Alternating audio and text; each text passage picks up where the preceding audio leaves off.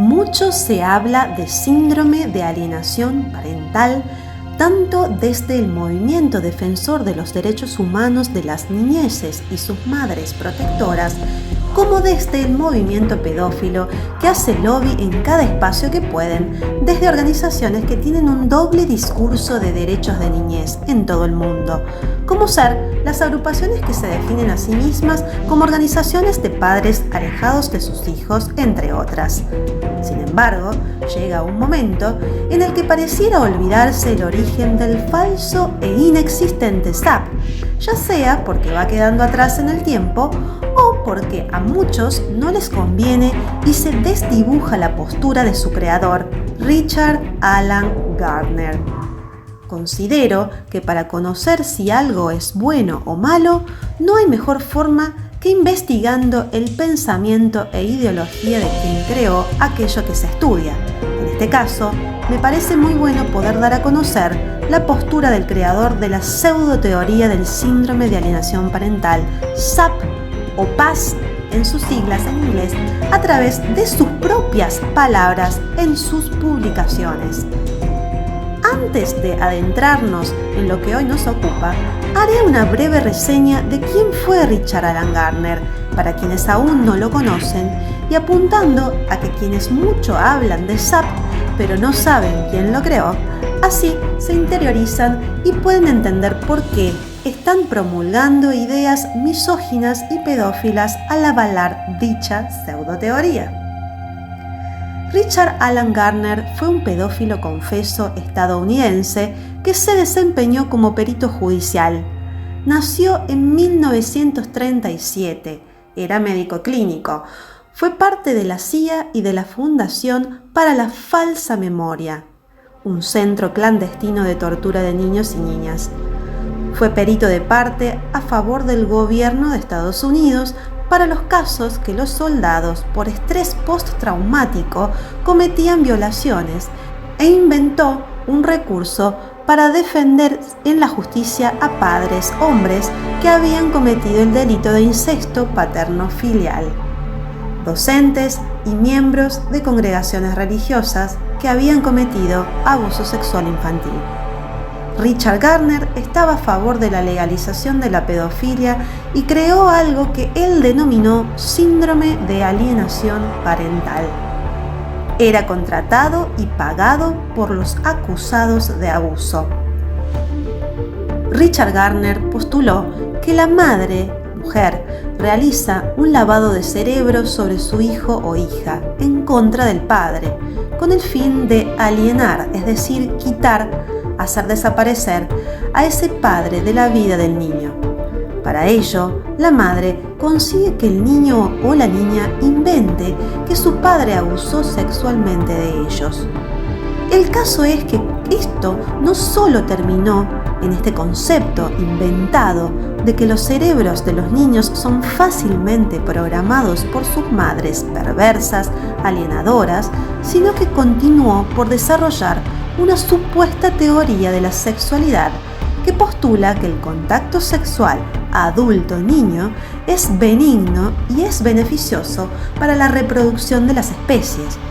Esto considera que la pedofilia no es algo malo en absoluto y se la presenta como una conducta no abusiva, dándole sustento a ciertos activistas que proponen a la pedofilia como un modo de orientación sexual posible. Richard Gardner explicaba cómo todas las parafilias, desde la zoofilia, que es sexo con animales, el froteurismo, la necrofilia, que es sexo con cadáveres, la coprofilia, el sexo que implica la defecación, hasta la pedofilia, sexo con niños o niñas, el exhibicionismo, etc., están al servicio de favorecer los fines de la supervivencia y por lo mismo aumentar la procreación de la especie, y que la máquina sexual, cuanto antes se estimule, tendrá más y mejor funcionamiento. Llega entonces a sus conclusiones apoyado en una improbable cultura primitiva, guiado por nuestros darwinianos ancestros animales. De más está probado que los niños pequeños no tienen capacidad reproductiva, por lo que es sencillo entender, en parte, porque su teoría no es científica.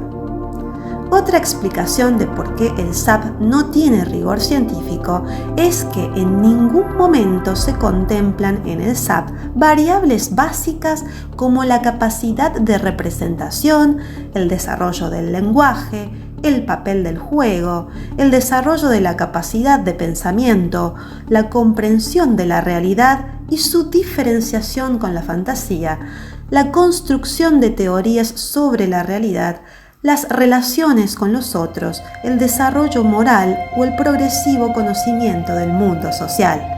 En síntesis, lo cierto es que su pretendido síndrome de alienación parental no tiene una base científica, dado que no cumple con el rigor del método científico.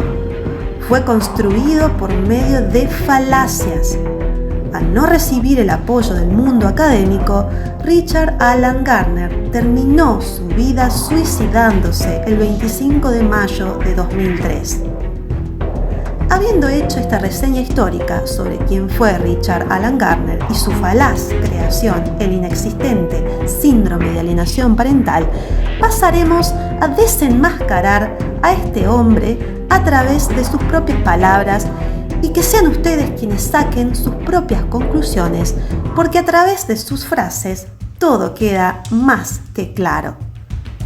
Vale aclarar que los libros de Richard Alan Gardner fueron publicados por su propia editorial, Creative Therapeutics Inc., y así fueron más de 40 libros y más de 250 artículos sobre este pretendido síndrome. Les invito a que hagamos un recorrido a través de la bibliografía publicada por el mismo Gardner. En la actualidad, generalmente se considera que el niño abusado sexualmente es la víctima, aunque el niño puede iniciar los encuentros sexuales seduciendo al adulto. Gardner Richard, Child Custody Litigation, 1986, página 93. Sexualizar a los niños puede tener fines procreativos, porque un niño sexualizado tiene más probabilidades de reproducirse a una edad más temprana. Cuanto más joven sea la máquina de supervivencia en el momento en que aparezcan los impulsos sexuales, mayor será la duración de la capacidad procreativa y mayor será la probabilidad de que el individuo cree más máquinas de supervivencia en la siguiente generación. Gardner Richard, True and False Accusations of Child Sex Abuse, 1992, páginas de la 24 a la 25. Es interesante que de todos los pueblos antiguos es muy posible que los judíos fueran los únicos que se mostraron punitivos con los pedófilos. También la misma bibliografía, True and False Accusations of Child Sex Abuse, 1992, página de la 46 a la 47. Muchos defensores de los niños son charlatanes y o psicópatas y o incompetentes. Del mismo libro, página 526. Es extremadamente importante que los terapeutas aprecien que el niño que ha sido genuinamente abusado puede no necesitar la intervención psicoterapéutica. La misma bibliografía, página 535. Hay todo un continuo que debe ser considerado aquí, desde aquellos niños que fueron coaccionados y que no tuvieron ningún placer, e incluso podría considerarse que fueron violados, hasta aquellos que disfrutaron inmensamente, con respuestas orgásticas, de las actividades sexuales. La misma bibliografía, página 548. Se puede ayudar a los niños mayores a apreciar que los encuentros sexuales entre un adulto y un niño no son considerados universalmente como un acto reprobable. Se puede hablar al niño de otras sociedades en las que ese comportamiento era y es considerado normal. puede ayudar al niño a apreciar la sabiduría del Hamlet de Shakespeare, que dijo: nada es bueno o malo, pero el pensamiento lo hace. En estas discusiones hay que ayudar al niño a apreciar que en nuestra sociedad tenemos una actitud exageradamente punitiva y moralista sobre los encuentros sexuales entre adultos y niños. La misma bibliografía, página 549. Si la madre ha reaccionado al abuso de forma histérica o lo ha utilizado como excusa para una campaña de denigración del padre, entonces el terapeuta hace bien en intentar despejarla. Su histeria contribuirá a que el niño sienta que se ha cometido un crimen atroz y por tanto disminuirá la probabilidad de cualquier tipo de acercamiento al padre. Hay que hacer todo lo posible para ayudarla a relativizar el crimen.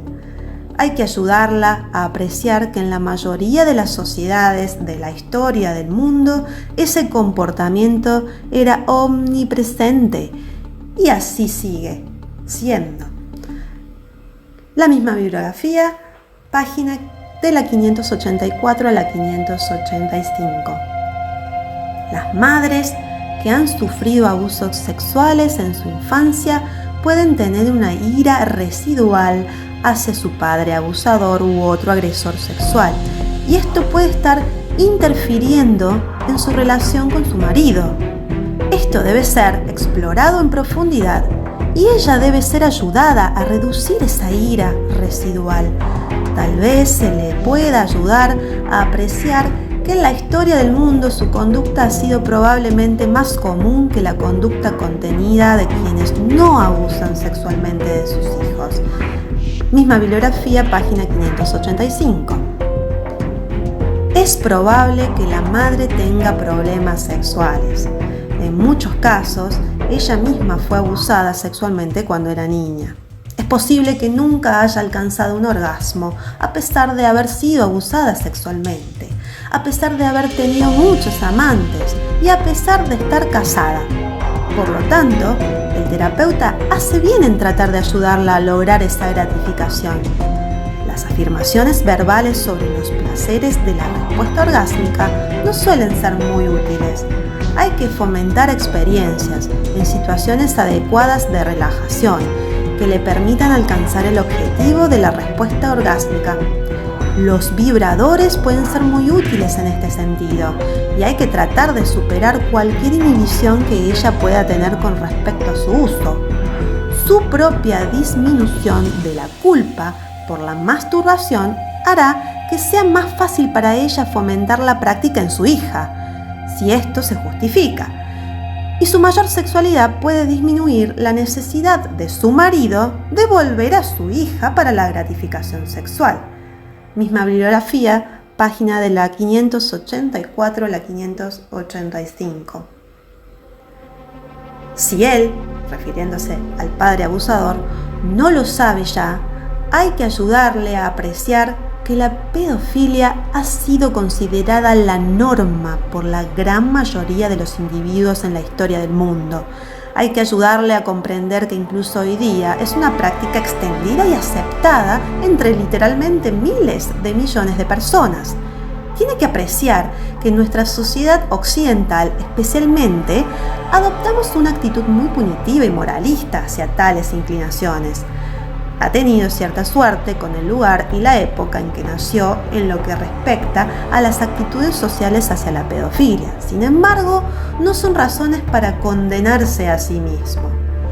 La misma bibliografía, página 593. De relevancia aquí es la creencia de muchos de estos terapeutas de que un encuentro sexual entre un adulto y un niño, no importa lo corto que sea, no importa lo tierno y cariñoso y no doloroso, automática y previsiblemente debe ser psicológicamente traumático para el niño. El factor determinante para que la experiencia sea traumática es la actitud social hacia estos encuentros. Misma bibliografía, páginas 670 a 671. Creo que es razonable decir que en este momento hay millones de personas en los Estados Unidos que están acusando directamente o apoyando falsas acusaciones de abuso sexual o están reaccionando de manera extremadamente exagerada ante situaciones en las que se ha producido un abuso sexual de buena fe. Misma bibliografía, página 688. La obligación de denunciar el maltrato infantil ha dado lugar a la denuncia de las acusaciones más frívolas y absurdas por parte de niños de 2 y 3 años, ex esposas vengativas, madres histéricas de niños de guardería y mujeres gravemente perturbadas contra sus padres ancianos. Garner, Richard, Issues in Child Abuse Accusations. Página 26. Necesitamos demandas civiles bien publicitadas contra psicólogos, psiquiatras, trabajadores sociales, trabajadores de protección de la infancia, defensores de la infancia, policías y detectives incompetentes o demasiado entusiastas cuya ineptitud ha promulgado una acusación falsa. Misma bibliografía, página 26. Entonces, después de haber conocido la postura de Richard Alan Garner a través de sus propias palabras, que son las que lo condenan a sí mismo, quienes hablen de SAP o AP, alienación parental, que es lo mismo que el SAP, aunque ciertas agrupaciones quieran hacer creer que no lo es, no podrán negar que están haciendo apología de la pedofilia y la misoginia.